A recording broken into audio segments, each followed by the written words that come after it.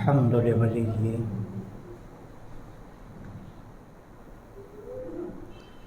والصلاة والسلام على النبي الأمي الكريم الرؤوف الرحيم وعلى آله وأصحابه الطيبين الطاهرين.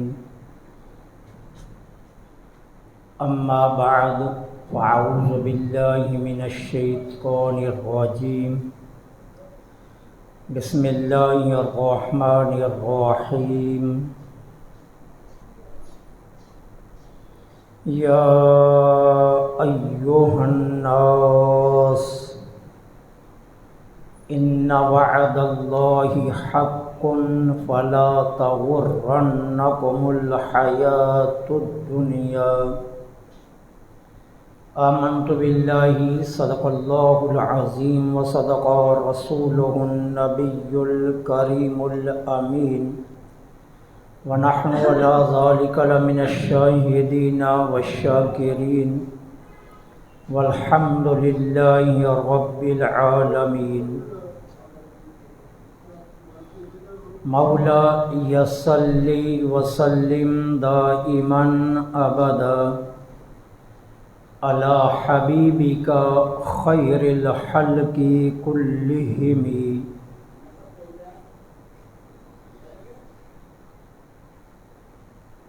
ثم الرضا عن أبي بكر وعن عمر وعن علي وعن عثمان ذي الكرم. مولاي صل وسلم دائما أبدا على حبيبك خير الخلق كلهم. رضيت بالله ربا وبالإسلام دينا وبمحمد صلى الله عليه وآله وسلم نبيا ورسولا. غريبا يا رسول الله غريبا غريبا يا رسول الله غريبا ندارم در جہاں جستوں حبیبم بری نازم کہ ہستم امت دوں گناہگارم ولیکن خوش نصیبم. تمام تعریفیں اللہ رب العالمین جل سبحانہ و تعالی کے لیے خاص ہیں، جو ہم سب کا مالک بھی ہے اور ہمارا خالق بھی. کائنات ارض و سما کے ہر ذرے کے بدلے میں تا قیام قیامت بے حد و بے حساب و لاعداد درود و سلام آقا نامدار مدنی تاجدار فخر دو عالم امام الانبیاء خاتم المرسلین سرکار مدینہ راحت قلب و سینہ صلی اللہ علیہ وآلہ وسلم کی ذات پاک پر کہ جن کے صدقے میں اللہ جل سبحانہ و تعالی نے ہمیں بے شمار و لاتعداد نعمتوں سے مالا مال فرمایا. انتہائی عزت کے لائق سامعین ذی وقار،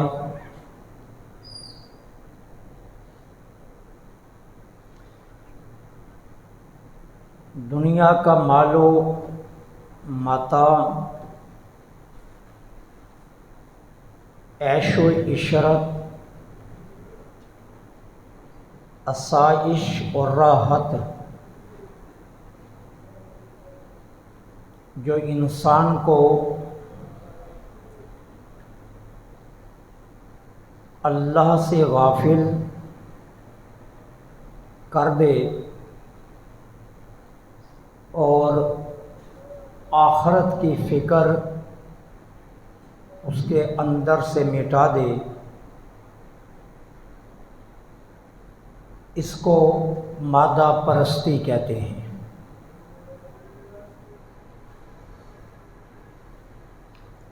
قرآن کریم فرقان حمید نے کئی ایک مقامات پر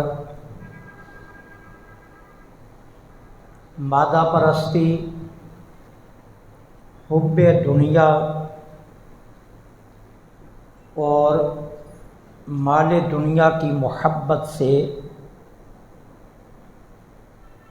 روکا بھی ہے اور شدت کے ساتھ منع بھی فرمایا۔ اللہ جل سبحانہ و تعالی پارہ نمبر 25 سورہ جاثیہ کے اندر ارشاد فرماتے ہیں، یا ایھا الناس، اے لوگو، ان وعد اللہ حق، اللہ کا وعدہ بالکل حق ہے۔ اب اس وعدے سے کئی چیزیں مراد ہیں۔ سب سے پہلی مراد یہ ہے کہ وقوع قیامت، حشر نشر، جواب دہی کا عمل اور میزان عدل سے گزرنا یہ بالکل حق ہے، اس میں کوئی شک نہیں ہے۔ دوسرا اس حق کا معنی یہ ہے کہ اللہ تعالی عز و جل نے دنیا کے بدلے میں تمہیں جن انعامات کا وعدہ فرمایا ہے، ترک دنیا پر اللہ نے تمہارے لیے جنت میں جس مہمان نوازی کا اہتمام کیا ہے اور خواہشات کے بدلے میں اطاعت خداوندی پر جن انعامات کا اللہ نے تمہارے لیے اعلان فرمایا وہ حق ہیں اور ان میں کسی قسم کا کوئی شک نہیں ہے۔ اس کے بعد اللہ تعالی عز و جل ارشاد فرماتے ہیں، فَلَا تَغُرَّنَّكُمُ الْحَيَاةُ الدُّنْيَا، خیال رکھنا کہ دنیا کی زندگی تمہیں دھوکے میں نہ ڈالے۔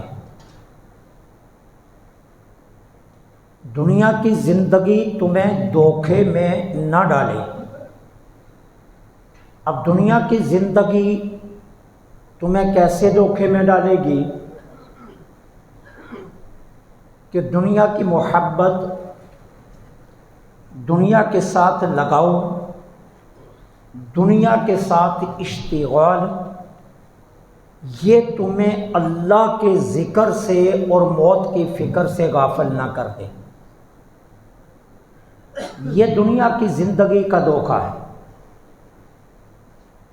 اگر تم دنیا میں اتنے مشغول ہوگے، اتنے محو ہوگے، دنیا کے ساتھ تمہارا تعلق اتنا گہرائی میں چلا گیا کہ تم اپنے رب کو بھول گئے اور موت کی فکر تمہارے اندر سے ختم ہو گئی، تو کہا یہ سمجھ لینا کہ دنیا کی زندگی نے تمہیں دھوکے میں ڈال دی۔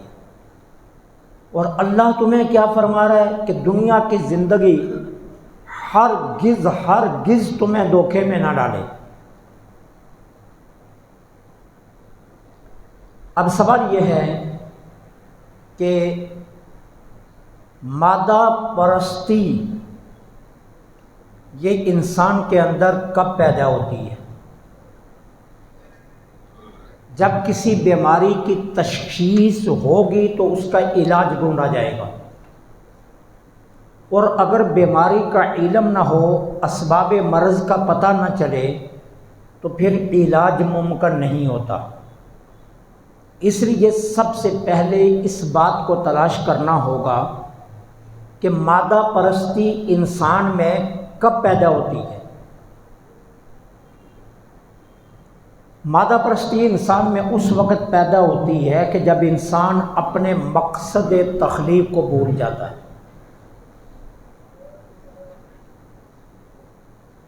یعنی مقاصد کے لیے، کن اغراض کے لیے مجھے دنیا میں بھیجا گیا ہے، یہ زندگی کی اتنی بڑی نعمت مجھے کس مقصد کے لیے عطا کی گئی؟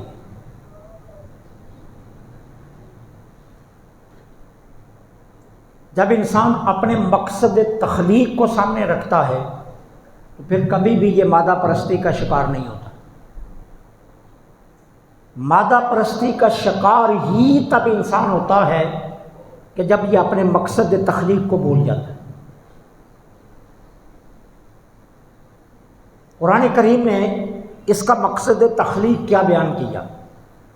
وَمَا خَلَقْتُ الْجِنَّ وَالْإِنسَ إِلَّا لِيَعْبُدُونَ، ہم نے انسانوں اور جنوں کو صرف اور صرف اپنی معرفت کے لیے پیدا کیا۔ یعبدون کا یہاں اکثر لوگ ترجمہ عبادت کرتے ہیں، لیکن سیدنا حضرت عبداللہ بن عباس رضی اللہ تعالیٰ عنہ نے اس کا ترجمہ عبادت نہیں کیا، وہ اس کا ترجمہ معرفت کرتے ہیں کہ انسان کی تخلیق کا بنیادی مقصد اللہ کی معرفت ہے۔ نماز، روزہ، حج، زکوٰۃ، دیگر فرائض و واجبات و سنن و نوافل یہ معرفت الہی کے راستے ہیں، یہ اس کی منزل نہیں ہے۔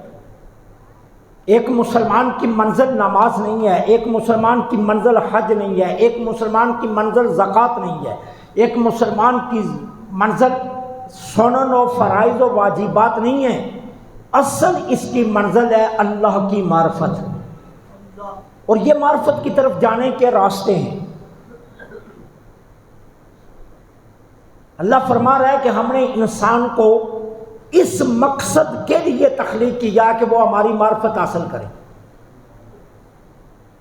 اب جب انسان اللہ جل سبحانہ و تعالی کی معرفت یا اپنی مقصد تخلیق کو بھول جاتا ہے تو پھر وہ مادہ پرستی کا شکار ہوتا ہے، پھر حب دنیا، پھر مال دنیا، پھر اسباب دنیا، پھر عیش و عشرت، پھر آرام اور آسائش، ان چیزوں کی محبتیں اس کے دل میں گھر کر جاتی ہیں جب وہ اللہ تعالیٰ کی معرفت کی طرف نہیں جاتا۔ اور قرآن نے کیا کہا کہ خیال رکھنا دنیا کی زندگی تمہیں دھوکے میں نہ ڈالے۔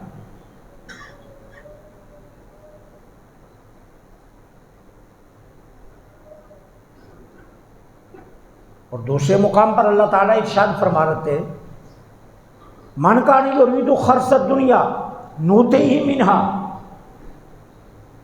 جو دنیا مانگتا ہے ہم اسے دنیا دے دیتے، ہمارے خزائن میں کمی نہیں ہے، جو دنیا مانگتا ہے ہم اسے دنیا دے دیتے ہیں، لیکن جو ہم سے آخرت مانگتا ہے ہم اسے دنیا آخرت دونوں عطا کرتے ہیں۔ دنیا مانگنے والے کو دنیا دے دیتے، پھر آگے کیا فرمایا؟ جو دنیا مانگتا ہے اس کا آخرت میں کوئی نصیب نہیں، اس کا پھر آخرت میں کوئی حصہ نہیں رہتا، لیکن جو ہم سے آخرت مانگتا ہے ہم اسے آخرت بھی عطا کرتے ہیں اور دنیا بھی دے دیتے ہیں۔ تو پتہ یہ چلا کہ اصل مقصد تخلیق ہے اللہ جل سبحانہ و تعالیٰ کی معرفت اور فکر آخرت، یہ مقصد تخلیق ہے۔ جب انسان اپنے ان مقاصد کو پس پشت ڈالتا ہے تو پھر انسان مادہ پرستی کا شکار ہوتا ہے۔ اچھا، اب مادہ پرستی کی شکلیں کیا ہیں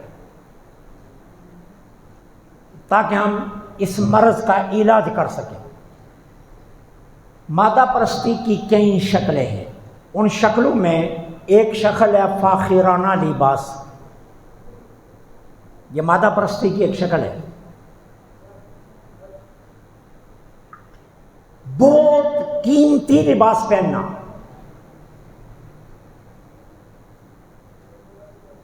اس کو مادہ پرستی کیوں کہا گیا؟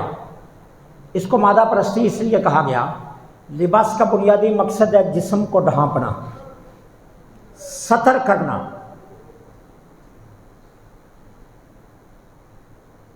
لباس تقوی کی نشانی نہیں، لباس عزت کی نشانی نہیں، لباس کسی کی شرافت کی نشانی نہیں ہے، لباس کسی کی نیکی یا بدی کی نشانی نہیں ہے، لباس ہے صرف ستر کے لیے۔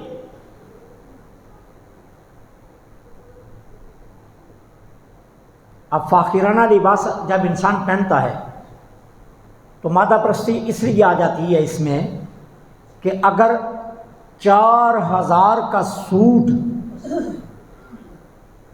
انسان 2000 والا پہن لے تو اس کے کوئی فرق نہیں پڑے گا، نہ عزت میں، نہ مقام میں، نہ مرتبے میں، نہ حسب میں، نہ نسب میں۔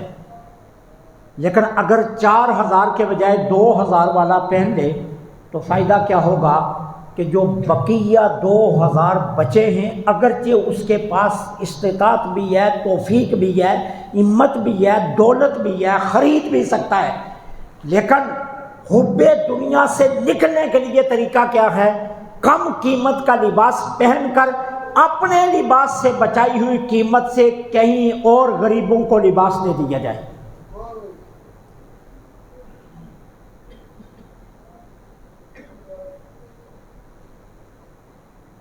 اب اس سے کیا ہوگا؟ حب دنیا اس کے دل سے نکلے گی، مال کی محبت اس کے دل سے نکلے گی۔ فاخرانہ لباس یہ مادہ پرستی میں آتا ہے۔ چاہے آپ جتنے مرضی امیر ہیں، جتنے مرضی آپ کے پاس دولت ہے، لیکن فاخرانہ لباس سے روکا گیا ہے۔ 24 لاکھ مربع میل کا حاکم پیبند لگے لباس پہنتا ہے۔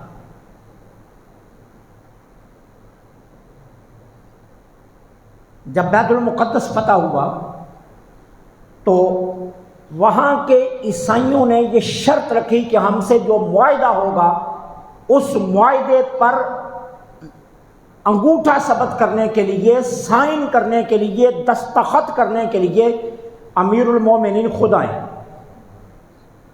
حضرت عمر بن خطاب کو جب یہ پیغام ملا تو آپ مدینہ طیبہ سے چلے، نہ ساتھ پاسباں ہیں، نہ محافظین کا دستہ ہے، نہ آگے کوئی پروٹوکول ہے، نہ پیچھے کوئی پروٹوکول ہے، ایک عمر ہے اور ایک خادم ہے اور ایک اونٹ ہے۔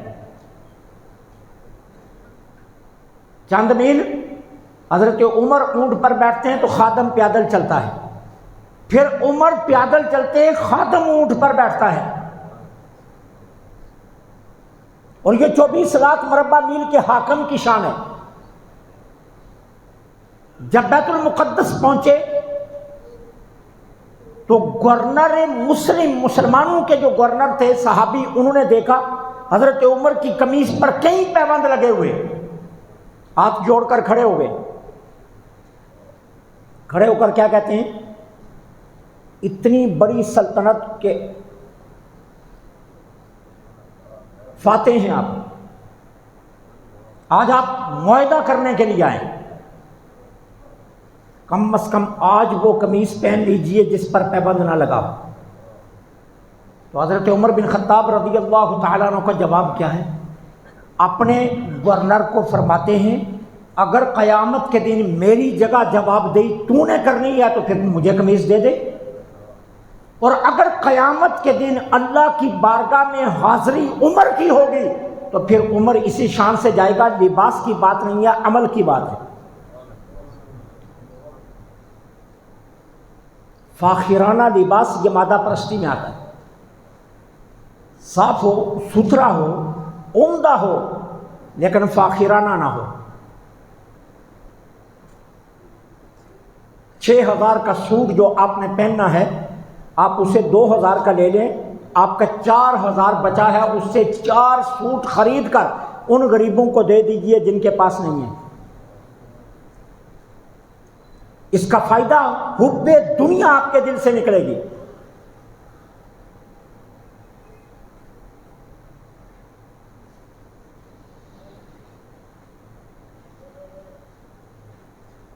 نمبر 2، اعلیٰ اعلیٰ کھانے کھانا، یہ بھی مادہ پرستی میں ہے۔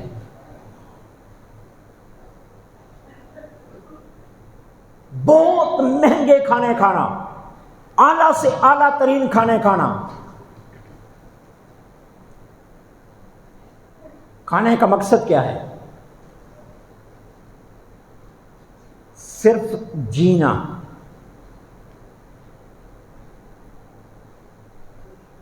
کہ زندگی کی یہ سانس قائم رہے اور یہ چلتی رہے۔ لذت کے لیے کھانا نہیں۔ جب آپ لذت کے لیے کھانا کھاتے ہیں تو پھر آپ اپنے خواہش کی پیروی کر رہے ہوتے، پھر اپنے نفس کو کھلا رہے ہوتے۔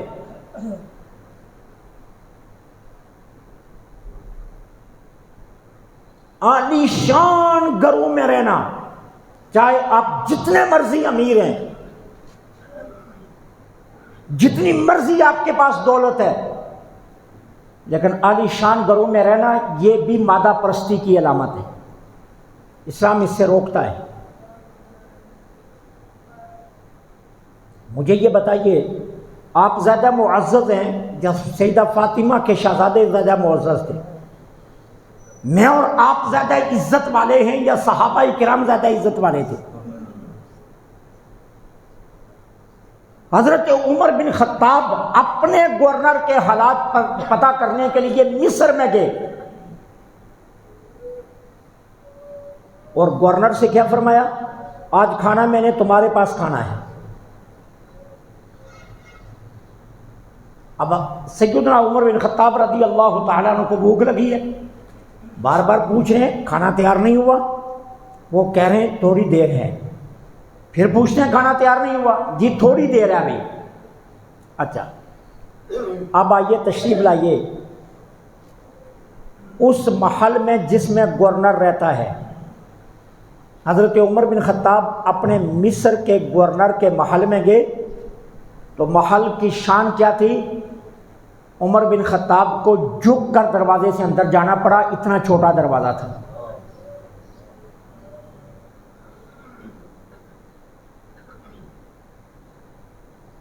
اور جب اندر پہنچے تو کھانا کیا آیا؟ 8 روز کی پرانی روٹی پانی میں بھگوئی ہوئی تھی، وہ نرم نہیں ہو رہی تھی، اس لیے انتظار کروایا جا رہا تھا۔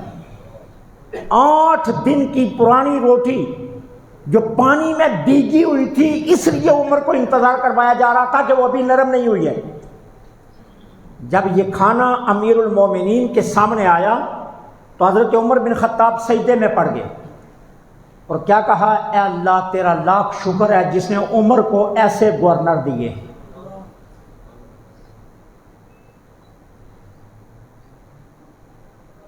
اسلام ہمیں مادہ پرستی سے روکتا ہے۔ اعلیٰ اعلیٰ کھانے کھانا اور فاخرانہ لباس پہننا اور عالی شان بنگلوں میں رہنا، اسلام اس کی اجازت نہیں دیتا۔ مہنگے ترین موبائل خریدنا، آواز سننی ہے نا، کال ہی سننی ہے نا۔ لوگوں نے 2-2 لاکھ روپے کے موبائل رکھے ہوئے، 3-3 لاکھ کے، اور پھر گالیاں دیتے ہیں حکمرانوں کو، مہنگائی بہت ہے۔ سڑکوں پر کھڑے ہو کر احتجاج کرتے ہیں مہنگائی بہت ہے۔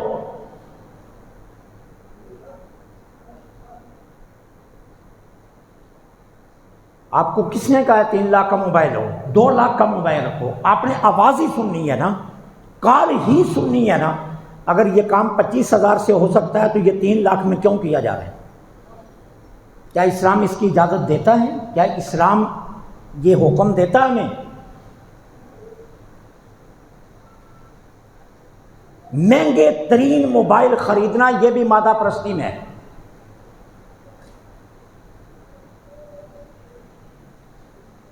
پھر نت نئے ماڈل کی گاڑیاں بدلنا، جو نیا ماڈل آیا میں نے تو وہ خریدنی ہے، جو نئی گاڑی مارکیٹ میں آئی ہے میں نے تو وہ لینی ہے۔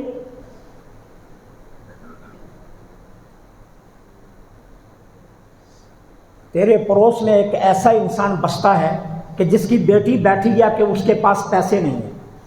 تیری گلی میں ایک ایسا انسان سسک رہا ہے جس کے پاس دوائی کے پیسے نہیں ہیں۔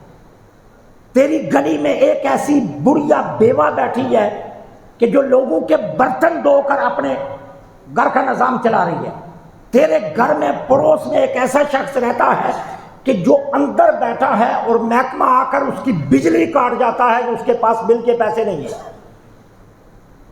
تیری گلی میں ایک ایسا شخص بھی رہتا ہے کہ جو ریڑھی چلاتا ہے اور اپنا پیٹ پالنے کے لیے ریڑھی پر سامان زیادہ لاد لیتا ہے اور خود پیدل چل رہا ہے ساتھ، اور تو نت نئے ماڈل کی گاڑیاں رکھتا ہے۔ کیا اسلام اس کی اجازت دیتا ہے؟ یہ ساری شکلیں مادہ پرستی کی ہیں جو ہمارے فہم و خیالوں میں نہیں آ رہی، جبکہ قرآن سب سے پہلے مادہ پرستی سے منع فرماتا ہے۔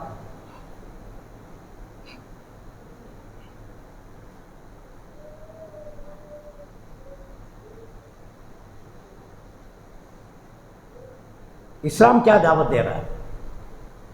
اسلام فرماتا ہے سادہ زندگی اپناؤ، میانہ روی سے چلو۔ یہ دو جملے اگر ہماری قوم اپنے پلڑے باندھ لے تو مہنگائی کا تصور بھی نہیں ہے۔ میانہ روی چلو اور سادگی کو اپناؤ۔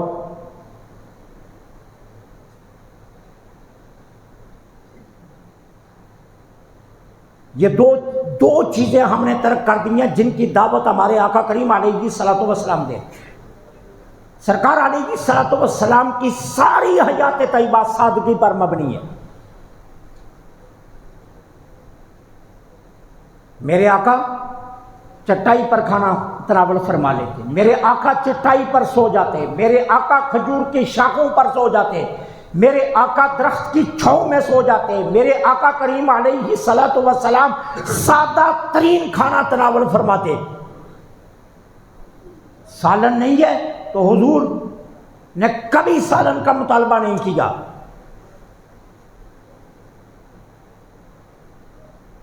زیتون مل گیا، میرے آقا نے زیتون سے کھانا کھا لیا۔ زیتون نہیں ملا، حضور نے کھجوروں کے ساتھ روٹی کھا لی۔ کھجوریں نہیں ملی تو خشک روٹی کھا کر پانی نوش فرما لیا۔ سادہ زندگی، اسلام سادہ زندگی کا حکم دیتا ہے۔ جتنی اپنی زندگی میں سادگی لاؤ گے اتنی آسانی رہے گی۔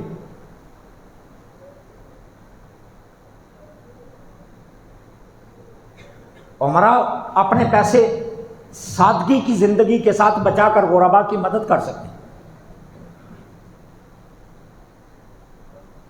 ایک وہ شخص ہے کہ جو اعلیٰ ترین کھانے کھا رہا ہے اور اسے یہ بھی خبر نہیں میری گلی میں نانے شبینہ کے لیے کتنا رو رہے ہیں۔ اسے یہ بھی پتہ نہیں ہوتا کہ میرے قرب و جوار میں کتنے گھر ہیں جن کے گھر ہنڈیاں نہیں پکی، جو اس آرزو سے بیٹھے ہیں کہ کوئی سالن بھیج دے ہمارے گھر میں۔ آپ کا کیا خیال ہے قیامت کے دن یہ سوالات نہیں ہوں گے؟ یہ سارے سوالات ہوں گے۔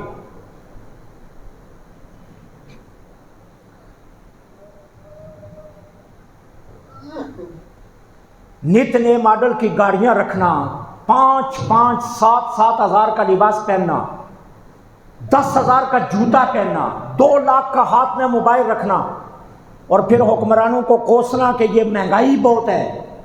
میں پوچھتا ہوں اسلام ان ساری چیزوں کی اجازت دیتا ہے؟ اسلام تو ہمیں سادگی کا درس دیتا ہے۔ اسلام تو کہتا ہے سادہ زندگی گزارو اور اپنی دولت کے ذریعے غربا کی مدد کرو۔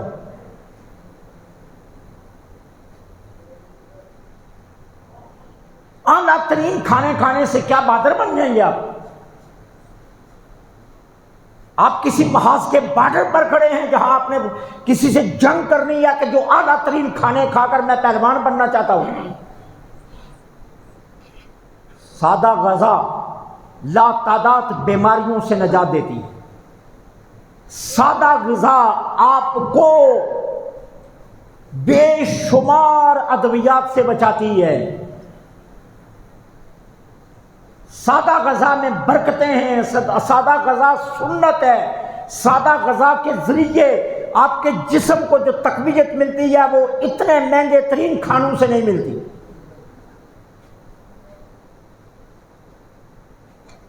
آپ مجھے یہ بتائیے کہ آج سے 20 سال پہلے پورے صدر بازار میں ایک میڈیکل سٹور تھا اور آج 20 میڈیکل سٹور ہیں اور ہر کسی پر لائن لگی ہوئی ہے، کوئی ایک بھی خالی نہیں بیٹھا ہوا، سب سے ادویات خریدی جا رہی ہیں۔ اور اس وقت ایک میڈیکل سٹور پر بھی کوئی بندہ آتا تھا، کیوں؟ لوگ سادہ زندگی گزارتے تھے، سادہ غذائیں کھاتے تھے، لوگ اعلیٰ ترین غذاؤں کی طرف نہیں جاتے تھے، دالوں سبزیوں پر گزارا کیا جاتا تھا، لوگ گوشت کی طرف دھیان کم دیتے تھے، لوگ یہ شوارمے، یہ برگر، یہ دوسری تیسری جتنی غذائیں مصنوعی آئی ہیں یہ سب بات کی ایجاد ہیں۔ نتیجہ کیا نکلا؟ پیسے کا ضیاع ہے، بیماریاں لگوائی جا رہی ہیں، مادہ پرستی بڑھتی جا رہی ہے، نفس طاقتور ہو رہا ہے، خواہشات کی پیروی کی جا رہی ہے، لذات کے لیے کھایا جا رہا ہے، اور نتیجہ آپ کے سامنے ہے، جبکہ اسلام ہمیں سادگی کا درس دیتا ہے۔ کھانے برگر، کھانے شوارمے، 2 لاکھ کا موبائل رکھنا، 10,000 کا لباس پہننا، 5,000 کا جوتا پہننا، نت نئے ماڈل کی گاڑی رکھنا اور گالیاں حکمرانوں کو دینا کہ مہنگائی بہت ہے۔ آپ کو کس نے کہا ہے؟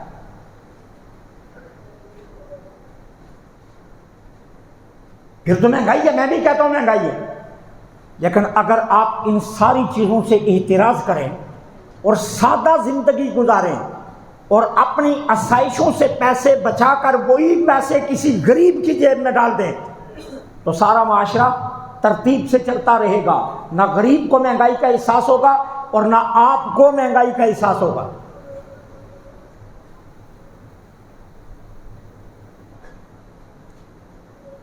اسلام اس لیے سادگی کا درس دیتا ہے، اسلام اس لیے میانہ روی کا درس دیتا ہے، اسلام اس لیے ہمیں مادہ پرستی سے روکتا ہے۔ اور یہ کہانی صرف مت غربا کے لیے نہیں ہے، یہ عمرا کے لیے بھی ہے۔ اب سنیے، حضرت عبد الرحمن بن عوف رضی اللہ تعالیٰ عنہ صحابہ میں امیر ترین صحابی تھے۔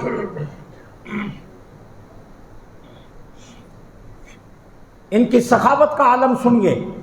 ایک دن مدینہ طیبہ میں 4,000 درہم صدقہ کیے، پھر دیکھا لوگوں کی ضرورتیں پوری نہیں ہو رہی، 40,000 درہم ایک دن میں صدقہ کیے، پھر دیکھا لوگوں کی ضرورتیں پوری نہیں ہو رہی، پھر 40,000 دینار صدقہ کیے، پھر دیکھا لوگوں کی ضرورتیں پوری نہیں ہو رہی، 500 گھوڑے صدقہ کیے، پھر دیکھا لوگوں کی ضرورتیں پوری نہیں ہو رہی، 500 اونٹ صدقہ کیے۔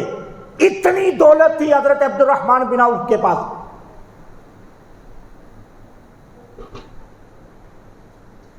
ایک دن مدینہ طیبہ میں ان کا ایک تجارتی قافلہ ملک شام سے سامان تجارت لے کر آیا۔ قافلے کا عالم کیا تھا؟ 700 اونٹوں پر سامان، غلہ، اناج، دیگر اشیاء لدی ہوئی تھی۔ جب اتنا بڑا قافلہ مدینہ طیبہ میں تجارتی آیا تو گلیوں میں ہلچل مچ گئی۔ اب یہ بات بڑے دھیان سے سننا، گلیوں میں ہلچل مچ گئی۔ یہ آوازیں نبی رحمت صلی اللہ علیہ وسلم کی ازواج مطہرات کے حجرات تک بھی گئی۔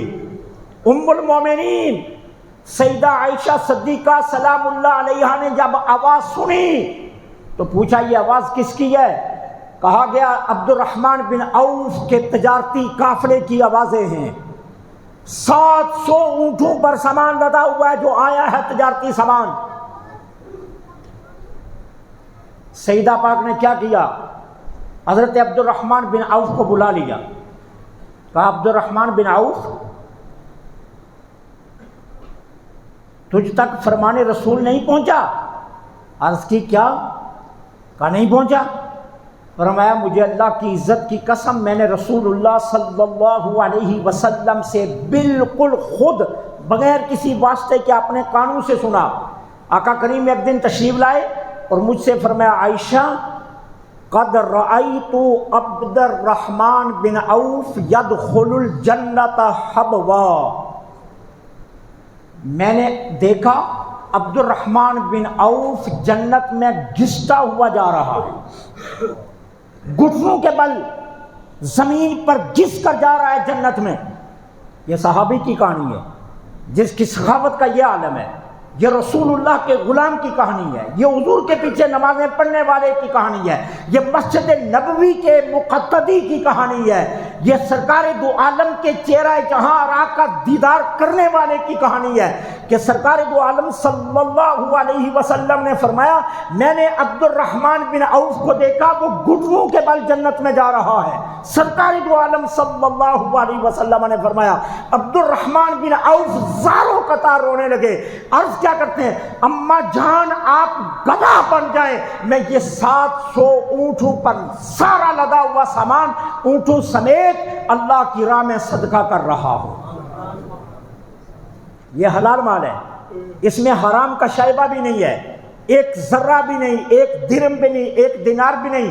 ہماری روزیاں مشکوک بھی ہیں، ہماری روزیوں میں ملاوٹ بھی ہے، ہمارے پاس جو کچھ ہے اس میں ملاوٹ بھی ہے، میزش بھی ہے۔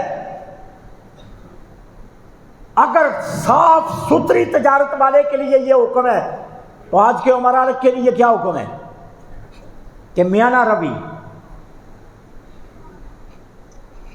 ہم اپنی زندگیوں کے سٹائل بدلے۔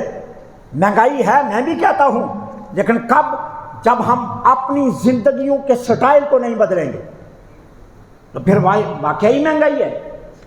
آپ 80 لاکھ کی گاڑی رکھیں گے اور حکمران کو گالی دیں گے کہ مہنگائی ہے تو پھر تو واقعی مہنگائی ہے۔ سفر کرنا ہے نا تو سفر تو اس سے کم قیمت کی گاڑی پر بھی ہو جاتا ہے، ایک مقام سے دوسرے مقام پر ہی جانا ہے نا۔ اگر اللہ نے آپ کو دیا ہے تو آپ 80 لاکھ کے بجائے 25 30 40 50 لاکھ کی گاڑی رکھ رہے ہیں اور 30 لاکھ کس غریبوں میں بانٹ دیں جن کے پاس شبینہ ایک وقت کا کھانا نہیں ہے، تو وہ کتنے لوگ ہیں جو سروائیول کر جائیں گے اور پھر انہیں مہنگائی کا احساس نہیں ہوگا۔ اسلام اس لیے ہمیں میانہ روی کا درس دیتا ہے، اسلام اس لیے مادہ پرستی سے روکتا ہے، اسلام ہمیں اس لیے کہتا ہے۔ سیدنا حضرت امام غزالی رضی اللہ تعالیٰ عنہ کیا فرماتے ہیں، اے لوگوں ٹھہر ٹھہر کر عمل کرتے رہو۔ ٹھہر ٹھہر کر عمل کرتے رہو کا مطلب کیا ہے؟ آرام آرام سے اللہ کی اطاعت میں لگے رہو، اور سنو اللہ تعالیٰ سے ڈرتے رہو، امیدوں سے دھوکہ مت کھاؤ۔ یہ امیدیں ہیں جن سے ہم دھوکہ کھاتے ہیں، امیدیں لگا بیٹھے ہیں، یہ بھی پلاٹ خریدنا، وہ بھی خریدنا، یہ بھی بنانا، یہ بھی عالی شان بنگلہ، وہ بھی عالی شان بنگلہ، اتنی فاخرانہ زندگی، اتنا عالی شان رہن سہن، اتنی عالی شان گاڑی۔ فرمایا امیدوں سے دھوکہ نہ کھاؤ، موت کو مت بھولو اور دنیا کی طرف رغبت نہ کرو۔ کیوں؟ یہ بن صبر کر تمہارے سامنے آ کر اپنی خواہشات کے پیچھے لگا کر تمہیں اپنے فتنوں میں مبتلا کر کے اللہ کے ذکر سے اور موت کی فکر سے تمہیں غافل کر دیتی ہے۔ یہ سیدنا حضرت امام غزالی نے نصیحت فرمائی ہے۔ امام شافعی رضی اللہ تعالیٰ عنہ کیا فرماتے ہیں؟ فرماتے دنیا لغزش کی جگہ ہے۔ یہ جس دنیا میں ہم رہ رہے ہیں قدم قدم پر ہم سے لغزشیں ہوتی ہیں، قدم قدم پر خطائیں ہوتی ہیں، قدم قدم پر ہم سے گناہ ہوتے ہیں، قدم قدم پر ہم سے بھولیں ہوتی ہیں۔ دنیا لغزش کی جگہ ہے، اور فرمایا یہ عزت کی نہیں، یہ ذلت کا مقام ہے۔ یہ عزت کا مقام نہیں، یہ ذلت کا مقام ہے۔ آپ نے دیکھا نہیں ہے کہ جو بڑے عزت والے بنتے ہیں وہ پھر کس طرح ذلیل و رسوا ہو رہے ہیں؟ کتنے حکمرانوں کو ہم نے اپنی آنکھوں کے سامنے رسوا ہوتے دیکھا۔ فرمایا یہ ذلت کی جگہ ہے، یہ عزت کی جگہ نہیں ہے۔ عمارتیں ویرانی کی طرف جا رہی ہیں اور عمارتوں میں رہنے والے قبروں کی طرف جا رہے ہیں۔ کوئی عمارت سلامت، ہر عمارت دن بدن بوسیدہ ہو رہی، پرانی ہو رہی ہے، ویران ہو رہی ہے، اور انسان جو اس میں رہنے والے ہیں وہ قبروں کی طرف جا رہے ہیں۔ فرمایا عمل زیادہ کرو اور امیدیں کم رکھو۔ مولانا روم رحمت اللہ علیہ نے کتنا خوبصورت جملے کہے۔ مولانا روم فرماتے دنیا ایک سایہ ہے، اور سائے سے دھوکہ کھانا یہ بے وقوفوں کا کام ہے، عقل مندوں کا کام نہیں ہے۔ سائے سے تو دھوکہ بے وقوف کھاتے ہیں، سایہ آتا ہے تو انسان سمجھتا ہے پتہ نہیں یہ ساری عمر میرے سر پر ہی رہے گا. سورج جیسے جیسے رخ بدلتا ہے سایہ سمٹتا جاتا ہے، اور پھر وقت آتا ہے کہ سایہ یا تو اپنا رخ بدل لیتا ہے یا غائب ہو جاتا ہے. تو فرمایا سایہ ہے یہ دنیا، اور سائے سے دھوکہ عقل مند نہیں کھاتا، بے وقوف کھاتا ہے. سیدنا امام اعظم ابو حنیفہ کا قول سنیے، فرمایا دنیا سانپ کی طرح ہے، ہاتھ لگاؤ تو نرم ہے ملائم ہے. جس طرح سانپ نرم و ملائم ہوتا ہے نا، فرمایا دنیا سانپ کی طرح ہے، ہاتھ لگاؤ تو یہ نرم و ملائم ہے لیکن اس کا زہر جان لینے والا ہوتا ہے. ہاتھ لگانے سے بڑا خوبصورت لگتا ہے، دیکھنے سے اس کے اوپر نقش و نگار ہوتے ہیں، ہاتھ لگایا جائے تو بڑا نرم و نازک لگتا ہے لیکن اس کا زہر جان لے لیتا ہے. فرمایا یہ دنیا بھی بڑی خوبصورت لگتی ہے، یہ بڑی نرم و ملائم لگتی ہے، یہ بڑی پیاری لگتی ہے. ہر بندے کا دل کرتا ہے میرا عالی شان بنگلہ ہو، میرے نیچے گاڑی ہو، میرے اوپر فاخرانہ لباس ہو، میں بھی مہنگے ترین ہوٹلوں میں جا کر کھانا کھاؤں، میں بھی مہنگے ترین ہوٹلوں میں پارٹیاں کروں. یہ ہر بندے کے دل میں یہ آرزویں آتی ہیں. فرمایا یہ نرم و ملائم ہے لیکن اس کا زہر جان لے جاتا ہے.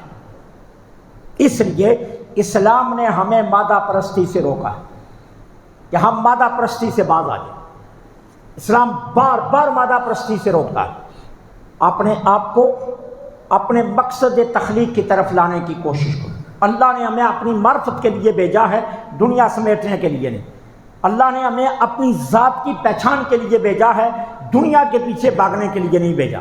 اللہ تعالیٰ نے ہمیں یہ مقصد تخلیق دے کر بھیجا ہے کہ ہم اللہ تعالیٰ کی معرفت کو حاصل کریں.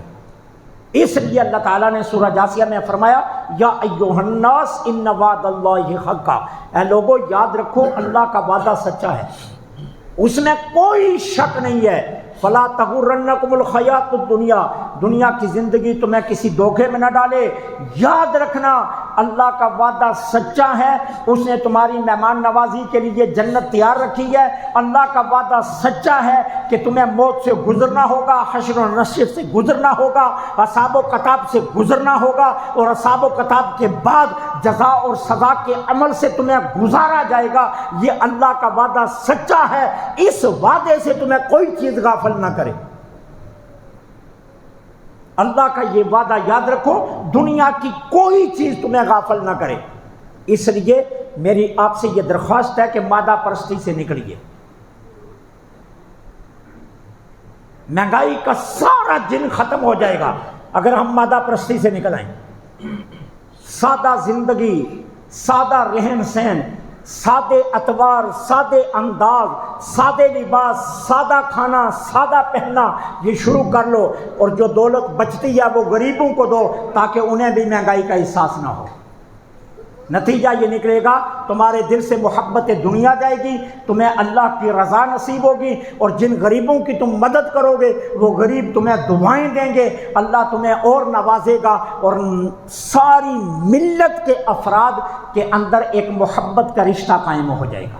اللہ مجھے آپ کو